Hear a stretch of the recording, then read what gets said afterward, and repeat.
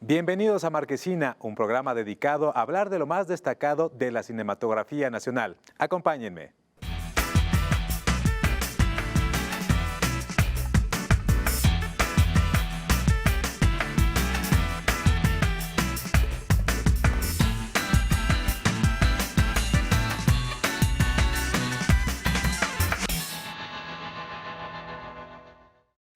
Vamos a iniciar hablando en este programa de Bardo, falsa crónica de unas cuantas verdades, que se ha convertido en la película mexicana más importante de este año. Tuvimos la oportunidad de platicar con Alejandro González Iñárritu sobre esta historia. Alejandro, primero quisiera agradecerte muchísimo la entrevista.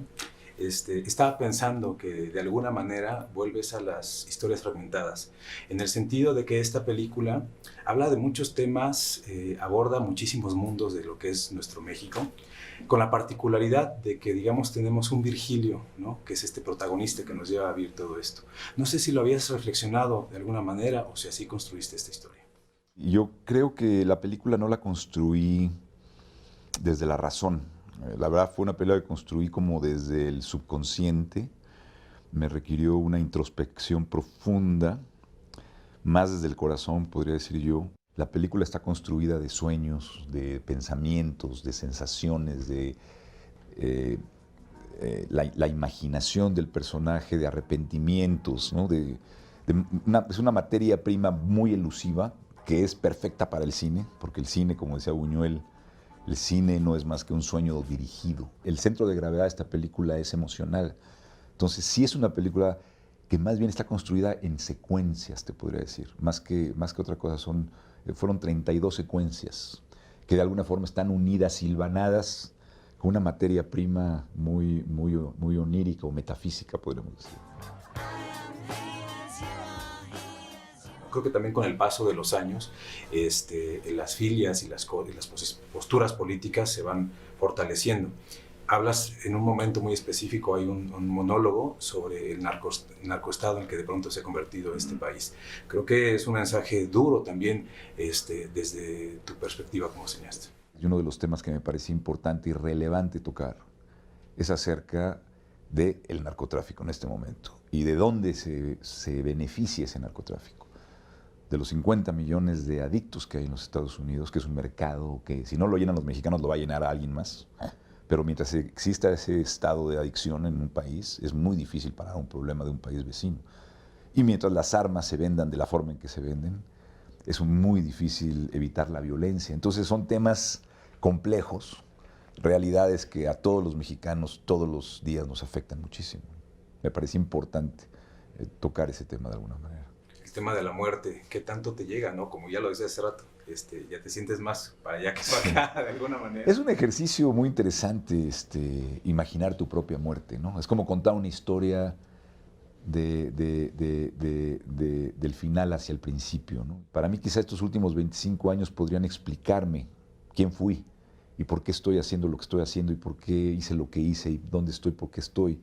Y ese fue el ejercicio para mí, de poder imaginar algo en donde hablo de la paternidad, donde hablo de la adolescencia, donde hablo de la pérdida, de la inmigración, de ese sentimiento de identidad rota, desde mi punto de vista personal, pero contado desde la luz de esa última migración que todos vamos a tener, que es la más inevitable, la única verdad verdadera que hay en el mundo es vamos a emigrar hacia el otro lado.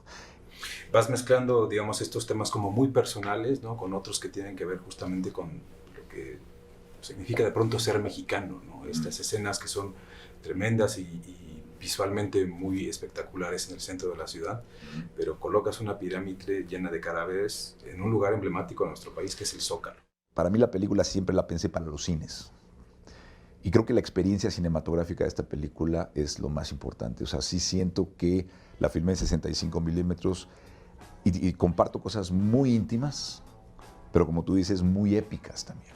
Espero que la gente pueda, ¿no?, recuperar esa memoria colectiva de nuestro país, de alguna forma, en estas locaciones, que para mí fue muy emocionante filmar en el centro, en donde tuve la oportunidad de filmarlo en un día nublado, brutal, que fue una suerte enorme, muy dramático. y en esa soledad y el silencio, estar en el Zócalo en silencio es muy impactante. A veces también los sueños son excesivos o abigarrados, ¿no? Llenos de muchísimas cosas, ¿no? ¿Crees que en algún momento la película es así? Sí, la película es un guacamole, es una película guacamolesca, es una película como un mural, digamos, ¿no? Estos muy fuertes que tenía Orozco, o sea, es una cantidad de elementos que retratan un poco esa alma de Silverio Gama o esa cantidad caótica de flujo de ideas, reflexiones, sentimientos, emociones, culpas, arrepentimientos, miedos, memorias perdidas, todas mezcladas. Sí, sí creo que existe un pastiche, un collage de ideas pero yo invitaría a la gente a relajarse. No hay nada que entender en esta película, pero sí hay mucho que sentir.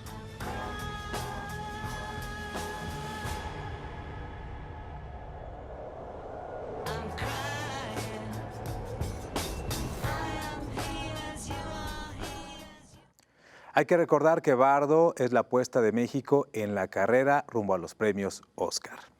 Y ahora vamos a hablar de un documental que ha causado sensación en todos los festivales donde se ha presentado. Nos referimos al secreto del Dr. Grimberg.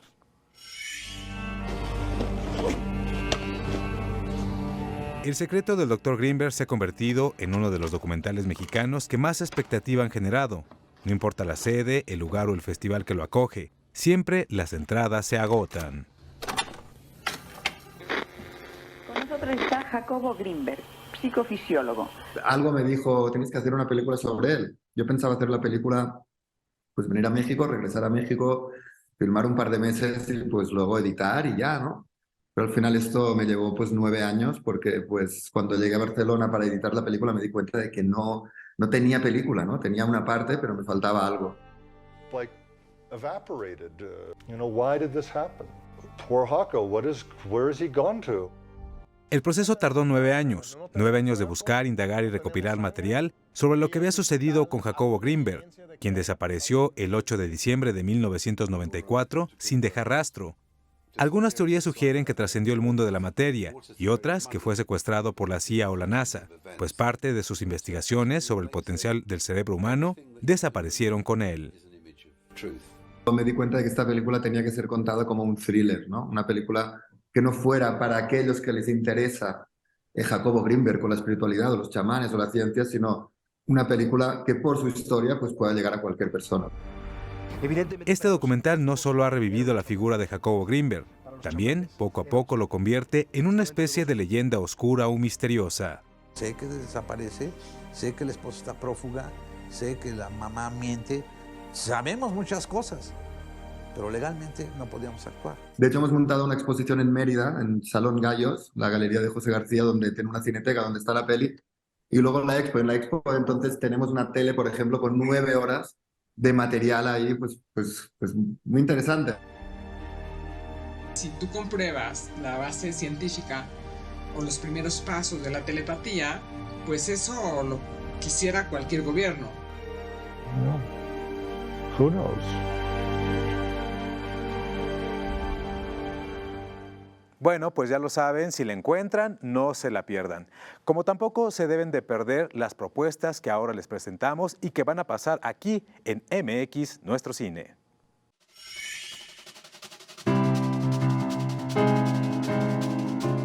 La Filmoteca de la UNAM presenta El Tren Fantasma, del director Gabriel García Moreno, un filme silente del año 1926. Gracias a un gran trabajo de restauración, ahora podemos disfrutar de esta joya de la cinematografía nacional, rodada en Orizaba, Veracruz, en los años 20, y hecha a la manera de los thrillers americanos de la época.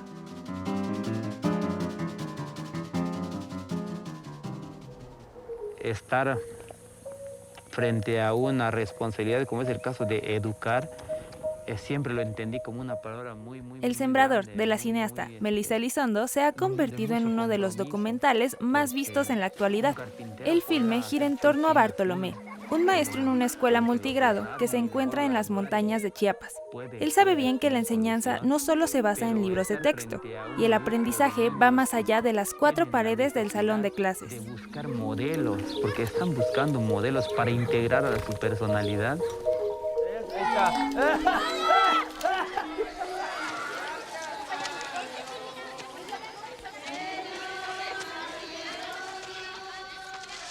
El reconocido director norteamericano John Huston reúne a destacadas estrellas nacionales e internacionales en la película Bajo el Volcán, nominada a 10 premios Oscar. México celebra el Día de Muertos. Un antiguo cónsul británico se consume en alcohol en Cuernavaca, junto a los volcanes Popocatépetl e Iztaccíhuatl. Su inestabilidad emocional y física afectarán irremediablemente a la gente que lo rodea.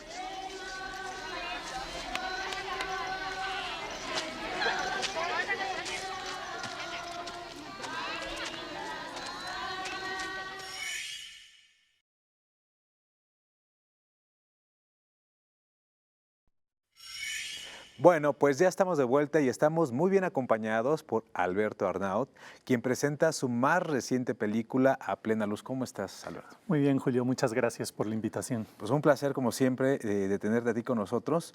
Lo que sí tal vez no es un placer es que te has abocado a tocar temas complejos y complicados para la realidad mexicana, ¿no? Cuéntanos un poquito acerca justamente de este documental que muy pronto todo el público, no solo de México, sino de varias partes del mundo, tendrá la oportunidad de ver porque llega a la plataforma de Netflix. Así es. Bueno, A Plena Luz es una investigación que hicimos sobre el caso del multifeminicidio y homicidio de la Narvarte en 2015, donde 5 personas fueron asesinadas brutalmente, tortura incluida, tiro de gracia, etcétera.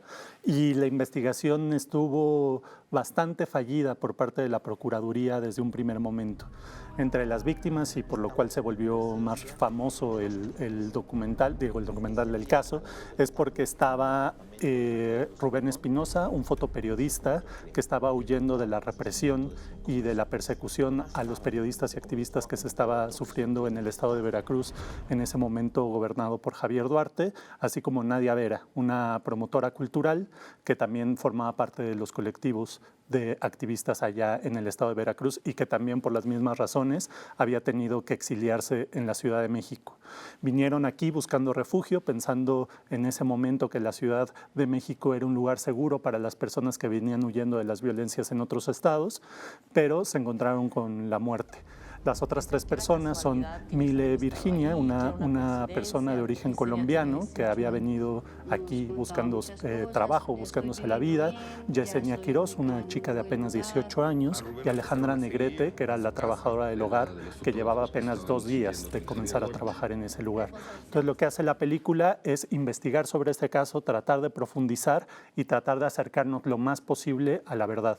Así es, Rubén es bien conocido por tomarle esta fotografía a Duarte, que parece que no le había gustado nada. Pero más allá de eso, muchos años después, tienes la oportunidad de entrevistar a este personaje en la cárcel. ¿Cómo fue justamente este encuentro? Hablas un poquito de esto que está dentro del documental.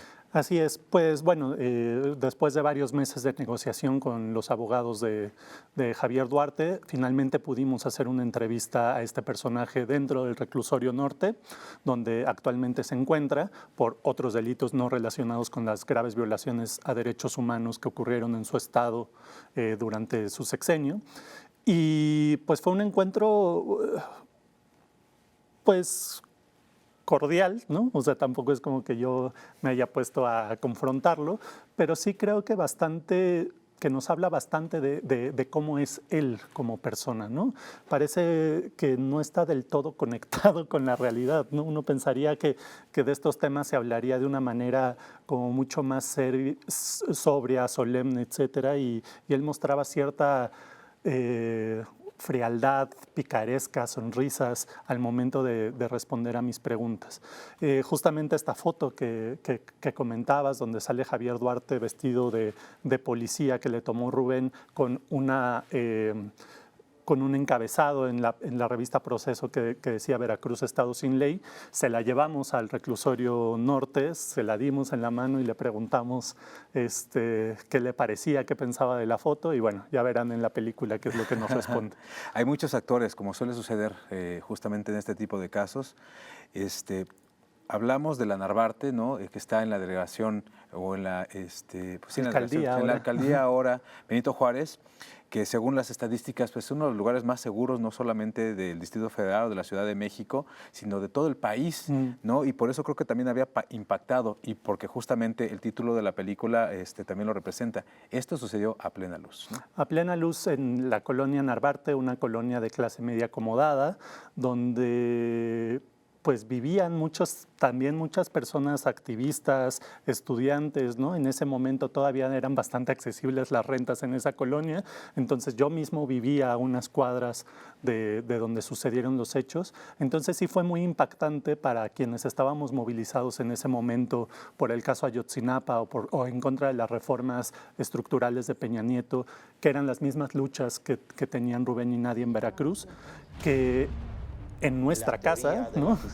A plena luz del día, mataran a unos activistas, nosotros que de alguna manera nos sentíamos seguros en esta ciudad y que decíamos, sí, a lo mejor la policía de Mancera o de Peña Nieto nos puede encarcelar y nos puede llevar un ratito a pasear por los penales de máxima seguridad del país, incluso nos pueden golpear, pero no nos van a matar, no nos van a desaparecer, no íbamos a tener esos niveles de violencia que se vivían en otros lugares del país.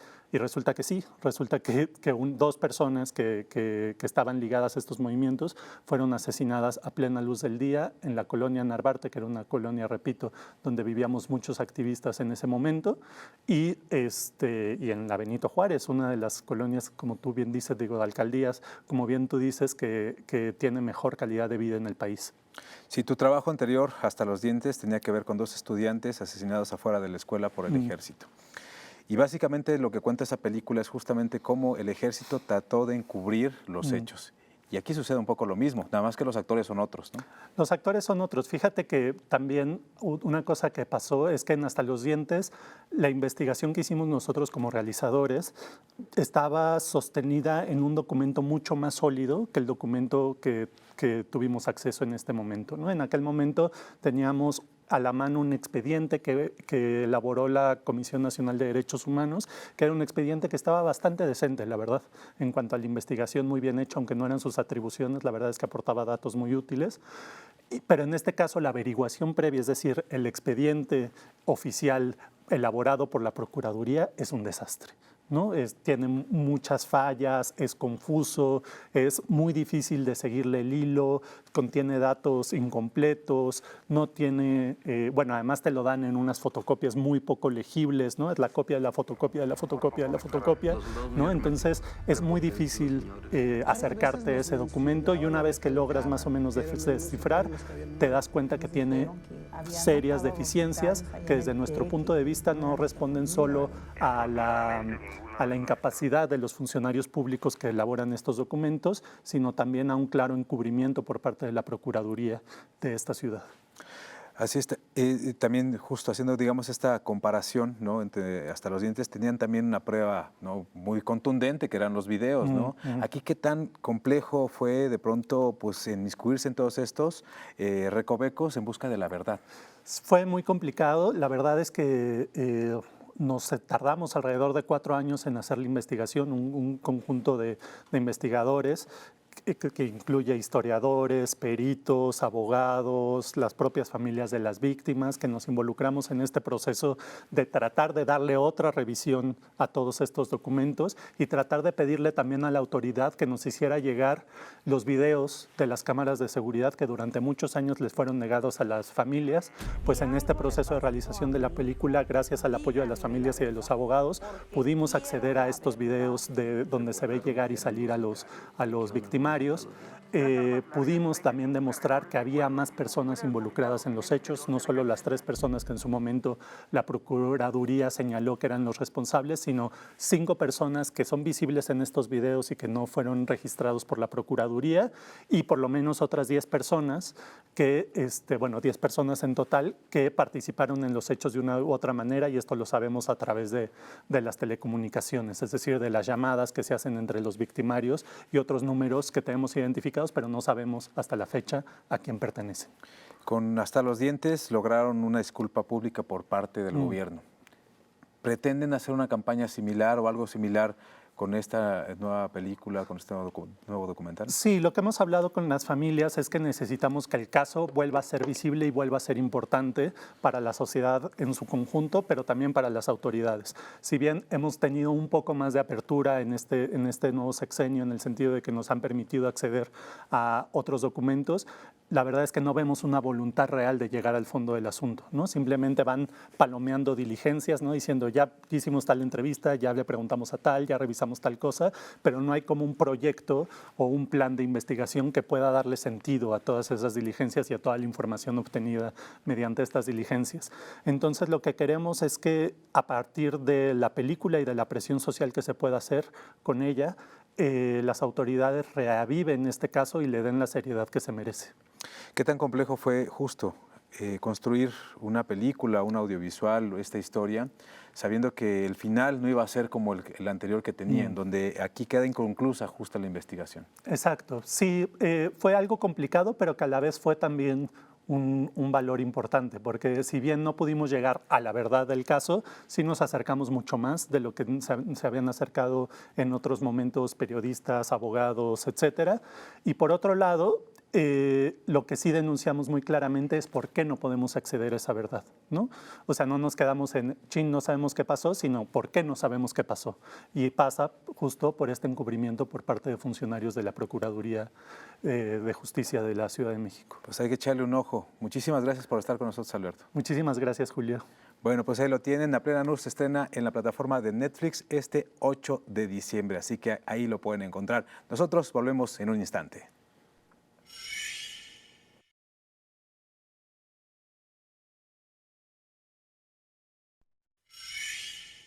Ya estamos de vuelta y ahora vamos a hablar de cómo se ha modificado radicalmente la exhibición de cine mexicano en nuestro país. Después de ganar el Festival Internacional de Cine de Morelia, la película El Norte sobre el Vacío ya se encuentra disponible en plataformas digitales. Estoy pues muy agradecido de que estén todos aquí en mi rancho, ¿eh? Que lo más preciado. El Norte sobre el Vacío tomó como punto de partida la historia real de don Alejo García Tamés, un hombre de 77 años que se negó a entregar su rancho al crimen organizado. Atrincherado en su propiedad, se batió a tiros con sicarios, mató a 4, hirió a 2 y luego fue asesinado. Fue un pretexto, un punto de partida esa historia. Claro, es muy fascinante tratar de construir algo alrededor del concepto de heroísmo, ¿no? Lo que decía, ¿quién tiene derecho a ser heroico y por qué los hombres están obligados a ser heroicos? No nos da tanta lana. Vamos a ir y vamos a cortar las pelotas. En ese sentido, el filme da un giro radical, mostrándonos un punto de vista muy diferente al que se replicó por los medios de comunicación de manera masiva. Está fundamentada en los pequeños gestos, en las pequeñas cosas, en la manera en la que criamos a nuestros hijos, en la manera en que decidimos alimentarnos. Todo eso es parte de un sistema que va construyendo violencias y violencias y violencias hasta llegar a estos puntos ya irracionales que sufrimos. ¿De qué le sirve a uno? Delante y detrás de las cámaras hay un equipo de mujeres que desde diferentes departamentos aportaron su conocimiento para construir la película. La mirada femenina se percibe en todo el filme. Va a tener que pagar, don Reinaldo. Yo creo mucho en el liderazgo feminista que tiene que ver más para mí con hacerte cargo de las cosas, ¿no? Hacerte responsable como las madres se hacen responsables y jalar, inspirar, llevar, conducir a un equipo a lograr cosas inimaginables o gigantes a partir de la buena onda, del amor, de los argumentos, ¿no? No del autoritarismo. Vamos a poner difícil. Las plataformas han cambiado radicalmente la exhibición de cine mexicano. Prueba de ello es que El Norte sobre el Vacío ya se encuentra en la plataforma de Amazon Prime. Malgastan balas. Se va a poner peor, eso sí. El rancho es puro mezquita y polvo. No voy a disparar, don Reinaldo. El retrato de las comunidades originarias desde el interior se ha vuelto mucho más común. El director Xuncero nos habla de este tema a través del documental Mamá. Si no aceptas esto, entonces te mato. Mamá del director Xuncero es uno de los 2 largometrajes y 5 cortos realizados por cineastas pertenecientes a comunidades de pueblos originarios, que forman parte de la selección oficial del Festival Internacional de Cine de Morelia. Aunque me he algunas veces preguntado qué otras historias podría contar, o de qué otras personas podría contar, o qué de otras culturas podría contar, pues siempre me veo, digamos, metido en trabajos audiovisuales que tengan que ver con pueblos originarios, pues, ¿no? Como que pues, al final ese es mi mundo. Sus voces han tomado una importancia inusitada. En gran medida es que hacen retratos desde el interior, conscientes de sus problemáticas y con posibilidad de adentrarse mucho más profundo en las historias, principalmente porque también los atraviesan. A lo mejor la adversidad que siento es más la de que a lo mejor piensen que no tengo las capacidades de hacerlo, ¿no? Porque siempre se ha pensado que quien sabe hacer cine, pues no es indígena. Mamá es el retrato de una mujer tzotzil que ha sufrido muchos tipos de violencia. Mientras algunas personas hablan del cine industrial o comercial, nosotras y nosotros apenas estamos hablando de un cine necesario que cuente nuestras historias que muchas veces tienen que ver con la violencia, ¿no?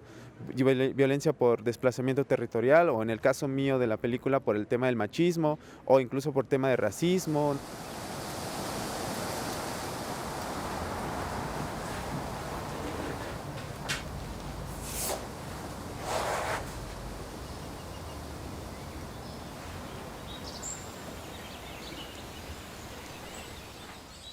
Bueno, pues ahí lo tienen y con esto nos despedimos, no sin antes recomendarles Como agua para chocolate, un filme dirigido por Alfonso Arau que amablemente nos prestó esta película para transmitirla por MX Nuestro Cine. Ganó 10 premios Ariel y se convirtió en todo un fenómeno a nivel internacional. No se la pueden perder. Nos vemos la próxima.